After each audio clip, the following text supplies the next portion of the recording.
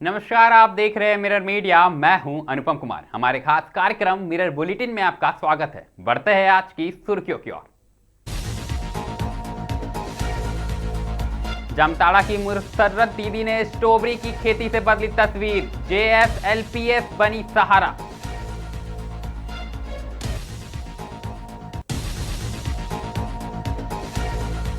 उज्जैन में 75 फीट गहरे बोरवेल में गिरा मासूम। NDRF SDRF का रेस्क्यू ऑपरेशन जारी।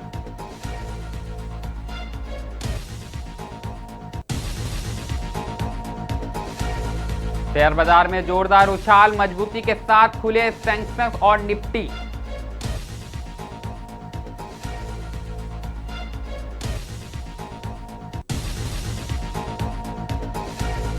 बिरवा पावर ग्रिड में संदिग्ध लिफाफे से हड़कंप, जिंदा कारतूस और धमकी भरा पर्चा बरामद।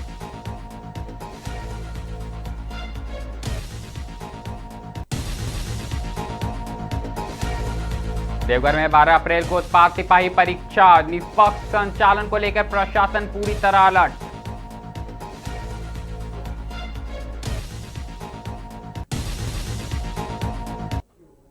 अब खबरें विस्तार से। सबसे पहले बात हम जामताड़ा की कर देंगे।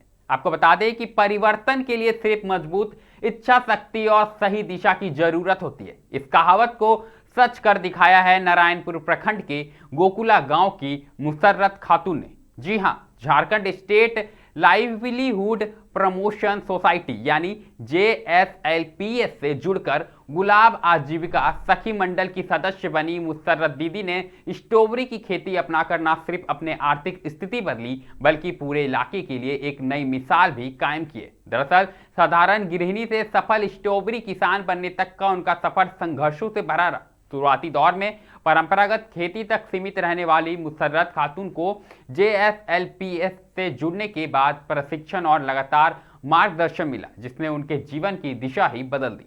जिले में जहां मुख्य रूप से धान और मक्का की खेती होती है, वहीं उन्होंने पहली बार उच्च मूल्य वाली स्ट्रॉबेरी की खेती का प्रयोग किया। शुरुआत में चुनौतियां जरूर आई, लेकिन मेहनत और लगन से उन्होंने इस प्रयोग को सफल बना दिया। आज उनके खेतों में स्ट्रॉबेरी की फसल लहलहा रही है और स्थानीय बाजार में इसकी अच्छी मांग बनी हुई है। इससे उनकी आमदनी में कई गुना बढ़ोतरी भी हुई है।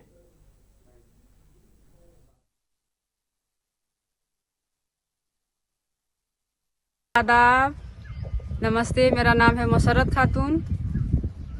मैं आज जो भी हूँ, जहाँ भी हूँ, जिस मुकाम पर हूँ, जहाँ खड़ी हूँ, JSLPS का बदौलत से आत्मनिर्भर बनी हूँ। JSLPS में जुड़ के। आपने क्या चीज का खेती किया है? इससे पहले हम तो बहुत सारा धान का, सब्जी का, टमाटर का, सब चीज का खेती करते थे। बाप दादा जो सिखाए थे, बरसों से चल के आ रहे हैं, वही खेती में हम फोकस किए थे। लेकिन जैसे JSLPS में जुड़ के हमको स्ट्रॉबेरी का पौधा मिला जिला से, उसको हम लगाए तो हमको अच्छा लगा हमको लगा के, और अच्छा काफी मुनाफा हुआ मेरा। आपने कितना का प्रोडक्शन अब तक किया है? अभी तक तो हम 1 कुंटल लगभग बेच चुके हैं। स्ट्रॉबेरी आप कहाँ पे बेचते हैं? मेरा सामने मंडी पड़ता है, जामताड़ा, गोविंदपुर। हम वहीं ले जाके बेचते हैं। आप अगली खबर मध्य प्रदेश से आई है। आपको बता दें कि उज्जैन जिले में एक दिल दहलाने वाली घटना सामने आई है, जहां 3 साल का एक मासूम बच्चा करीब 75 फीट गहरे खुले बोरवेल में जा गिरा है। घटना के बाद पूरे इलाके में हड़कंप मच गया है और प्रशासन ने तुरंत राहत व बचाव कार्य शुरू कर दिया है। सूचना मिलते ही जिला प्रशासन, पुलिस और स्थानीय टीम मौके पर पहुंची है। बच्चे को सुरक्षित बाहर निकालने के लिए NDRF और SDRF की टीमों को बुलाया गया है। दोनों टीमें युद्ध स्तर पर रेस्क्यू ऑपरेशन चला रही है। बचाव कार्य के तहत बोरवेल में समांतर गड्ढा खोदा जा रहा है ताकि बच्चे तक सुरक्षित पहुंचा जा सके। मौके पर ऑक्सीजन की व्यवस्था भी की गई है, जिससे बच्चे को सांस लेने में दिक्कत ना हो। कैमरे के जरिए बच्चे की स्थिति पर लगातार नजर भी रखी जा रही है। वहीं घटनास्थल पर बड़ी संख्या में ग्रामीणों की भीड़ जुट गई है और सभी बच्चे के सुरक्षित बाहर निकलने की दुआ कर रहे हैं। प्रशासन ने लोगों से शांति बनाए रखने और रेस्क्यू टीम को सहयोग करने की अपील की है। अधिकारियों का कहना है कि बच्चे को सुरक्षित निकालने के लिए हर संभव प्रयास किया जा रहा है और सर्च ऑपरेशन लगातार जारी है।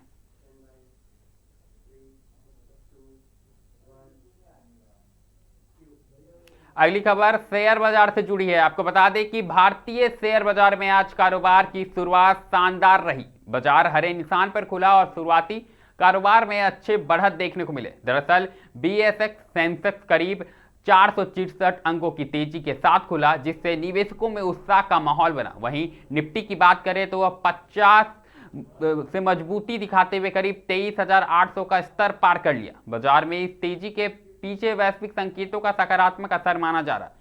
एशियाई बाजारों में मजबूती और अमेरिकी बाजारों के अच्छे प्रदर्शन का असर भारतीय बाजार में दिखा है। इसके अलावा बैंकिंग, आईटी और ऑटो सेक्टर के शेयरों में खरीदारी से बाजार को सहारा मिला। विशेषज्ञों का कहना है कि निवेशकों का भरोसा मजबूत बना हुआ है, जिससे बाजार में तेजी का रुख देखने को मिल रहा है। हालांकि कई दिनों पहले की अगर हम बात करें तो कारोबार में उतार चढ़ाव संभव थे, लेकिन कहीं ना कहीं इस बार निवेशकों ने सतर्कता के साथ राहत भरी सांस ली। कुल मिलाकर अगर बात करें तो बाजार की सकारात्मक शुरुआत से निवेशकों में उम्मीद जगी है और आने वाले दिनों में भी तेजी का सिलसिला जारी रहने का जो स्थिति है वो बनता हुआ नजर आ रहा है।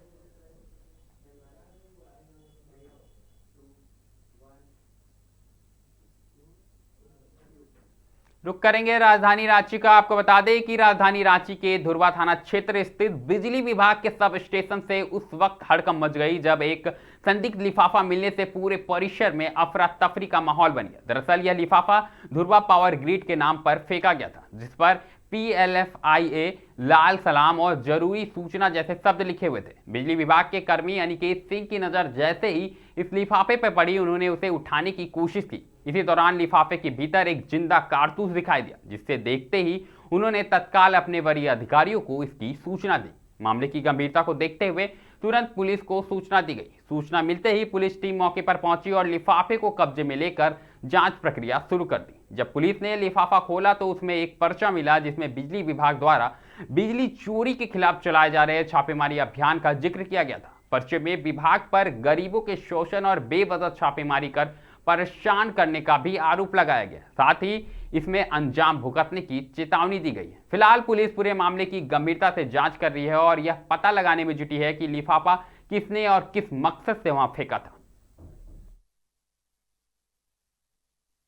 ड्यूटी आने के बाद हम लोग जैसे कि डेली साफ सफाई करते हैं। सफाई के क्रम में यहाँ पे कैंपस के अंदर में फेंका हुआ था लिफाफा, और वही लिफाफा को हम उठा के देखें तो जैसे उसके साथ में एक गोली बंधा हुआ था, तो हम तुरंत उसको फेंक दिए और अपने वरीय अधिकारी को सूचित किए।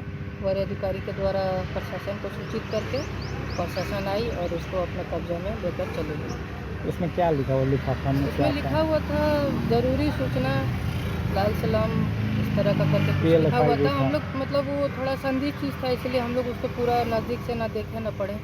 हम जैसे सूचना पड़ा हम लोग उससे दूर हो गए।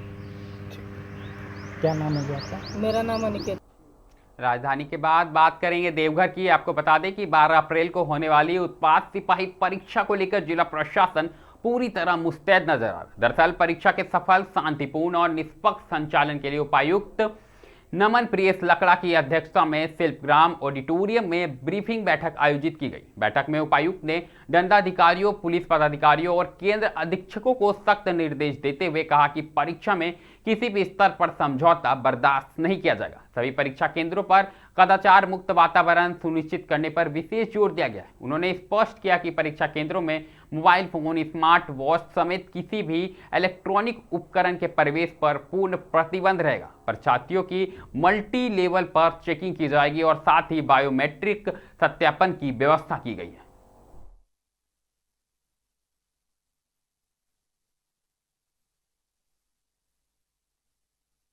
ऑडिटोरियम में कार्यक्रम था, क्या था? 12 अप्रैल 2026 को पूरे स्टेट में सभी जिलों में उत्पाद सिपाही की प्रतियोगिता परीक्षा की आयोजन की जानी है। ये आयोजन जो है ये देवघर जिले में हमारे देवघर सदर प्रखंड में और अन्य 4 प्रखंड में सोनारा, ठाड़ी, सारवा, देवीपुर इसमें हो रहा है। और इसमें आज हम लोगों ने शिल्पग्राम में एक जॉइंट ब्रीफिंग रखा था। आने वाले दिनों में जैसे आप लोगों को बता दूं कि 19 अप्रैल को जेपीएससी का एग्ज़ाम है, उसके बाद में जेट का एग्ज़ाम है अप्रैल एंड में, और फिर मई के फर्स्ट वीक में नीट का एग्ज़ाम है। तो आज हम लोगों ने अपने सभी 5-6 कैटेगरीज़ के मजिस्ट्रेट्स और ऑफिशियल्स और संबंधित पुलिस पदाधिकारियों का जॉइंट ब्रीफिंग शिल्पग्राम में रखा था। सेंटर सुपरिटेंडेंट जो हमारे 31 सेंटर्स में परीक्षा होनी है 12 अप्रैल को उत्पाद सिपाही का, इसके अलावा जो हमारे स्टैटिक मजिस्ट्रेट हैं, हमारे पेट्रोलिंग मजिस्ट्रेट हैं, हमारे इसमें ऑब्जर्वर्स भी बनाए गए हैं, और साथ ही हमारे फ्लाइंग स्क्वाड और जोनल मजिस्ट्रेट्स हैं। तो इनको हम लोगों ने इनके दायित्व के बारे में सभी को अच्छे से ब्रीफ कर दिया, और पूर्व में भी स्टेट के द्वारा काफ़ी मेटिकुलसली जो भी संबंधित नोडल पदाधिकारी जैसे एडिशनल कलेक्टर हैं और हमारे जिला शिक्षा पदाधिकारी हैं, उनको प्रॉपर ट्रेनिंग और ब्रीफिंग दी गई है। हम लोग ने जो जॉइंट आदेश ये निकाल दिया है, और उसके आधार पर जो भी रूल्स रिस्पॉन्सिबिलिटीज जो उनको समझाया गया, ड्यूटी समझाया गया। तो 12 तारीख को हम लोग आप लोगों के माध्यम से 12 अप्रैल को जो परीक्षा हो रही है।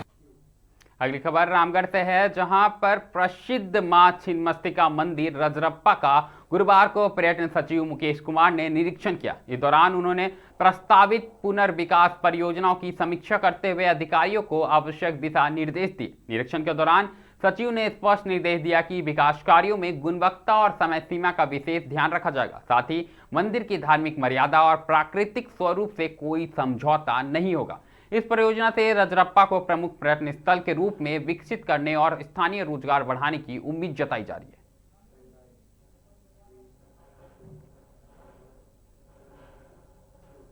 अगली खबर भी रामगढ़ से है। आपको बता दें कि जिला कल्याण पदाधिकारी सिद्धार्थ शंकर चौधरी की अध्यक्षता में एक महत्वपूर्ण बैठक आयोजित की गई। बैठक में विशेष रूप से विरहोर आदिम जनजातियों के सर्वेक्षण को लेकर विस्तृत चर्चा की गई। बैठक के दौरान अधिकारियों ने जनजाति की सामाजिक और आर्थिक स्थिति का आकलन करते हुए उन्हें सरकार की विभिन्न योजनाओं से जोड़ने की रणनीति पर विचार विमर्श किया। साथ ही यह निर्णय लिया गया कि सर्वे के माध्यम से इन समुदायों की वास्तविक जरूरतों को चिन्हित कर उन्हें योजनाओं का अधिकतम लाभ दिलाया जाएगा। जिला कल्याण पदाधिकारी ने कहा कि आदिम जनजातियों का समग्र विकास सरकार की प्राथमिकता है और इसके लिए जमीनी स्तर पर ठोस पहल की जाएगी। बैठक में प्रखंड कल्याण पदाधिकारी समेत अन्य संबंधित अधिकारी उपस्थित रहे।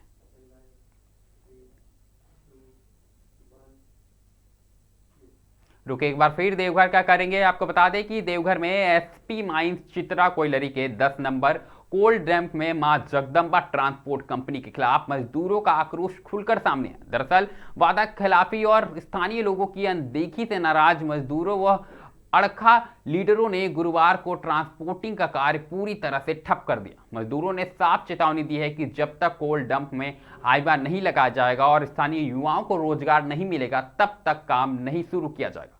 आंदोलनकारियों का कहना है कि पूर्व में कार्यरत शर्मा ट्रांसपोर्ट द्वारा लगभग 40 स्थानीय लोगों को रोजगार दिया गया था और 5 हाईवा नियमित रूप से अखड़ की सफाई में लगे रहते थे। इससे ट्रैक लोडिंग सुचारू होती थी और प्रतिदिन 50 से 60 ट्रकों की लोडिंग होती थी, जिससे कोयलरी को भी लाभ रहता था। लेकिन मां जगदम्बा ट्रांसपोर्ट के आने के बाद व्यवस्था पूरी तरह से चरमरा गई है, जिससे मजदूरों में आक्रोश है। थी जिसके 5 हाईवा चलाने से जितने भी अड़खा हैं, यहाँ सभी को जितने भी हैं सभी अड़खा लीडर लोग हैं, तो इन सभी विस्थापित हैं। इन सभी अड़खा करके ट्रक लोड करवा के अपना रोजी रोजगार करते हैं, भरण पोषण करते हैं। तो जहाँ तक रही अड़खा की बात, तो अड़खा जो चल रही है, तो अड़खा में हर दिन ट्रक लोड होने के बाद कुछ स्लैग बच जाती है, तो स्लैग जो जमा हो जाती है फिर उस स्लैग को हाईवा प्लेडर द्वारा उठाया जाता था और अड़खा को साफ कर दिया जाता था ताकि फिर से कोयला लोग गिरा सके और ट्रक लगा सके। तो ये बराबर चलती थी शर्मा ट्रांसपोर्ट द्वारा। लेकिन जब से ये कंपनी नए कंपनी ने ट्रांसपोर्ट का कार्य लिया है, तब से शुरू से आज तक ना हाईवा चलाया है ना कोई भी अड़खा साफ किया है। इसमें नुकसान क्या है, अड़खा वालों का भी जितना भी विस्थापित बेरोजगार लड़का लोग है, इन लोग का भी ट्रक लग। मिरर बुलेटिन में अभी के लिए फिलहाल इतना ही। ऐसी तमाम बड़ी खबरों से लगातार हम आपको अवगत कराते रहेंगे। कहीं मत जाइएगा, बने रहें मिरर मीडिया के साथ।